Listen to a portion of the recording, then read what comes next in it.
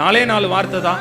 First வந்து H, ஹம்பிளா இருங்க, ரொம்ப எளிமையா இருங்க, ரொம்ப ஹியூமானிட்டியோட இருங்க, மனிதாபிமானத்தோட நடந்துக்கோங்க. ஃபர்ஸ்ட் வார்த்தை ஹைச்.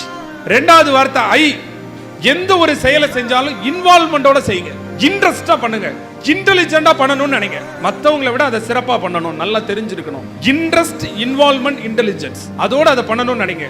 அடுத்து ஜி, கிராட்டிடியூடோட இருங்க, நன்றி உணர்வோட. இறைவன் இந்த நேரம் இந்த செகண்ட் நமக்கு கொடுத்துருக்கான், இந்த இயற்கை நமக்கு கொடுத்துருக்கு, நம் தாய் தகப்பன் கொடுத்துருக்காங்க, எல்லாத்துக்கும் நன்றி உணர்வோட இருங்க. ஸோ கடைசியா ஹைச், ஹானஸ்டியா இருங்க. ஏன்னா நீங்க நேர்மையா இருந்தீங்கன்னா என்னைக்குமே நம்மளுடைய டிஸ்கானஸ்ட் நம்மளை வாழ விடாது, நேர்மை ஒருபோதும் உங்களை சாக விடாது. அதனால நேர்மையா இருங்க.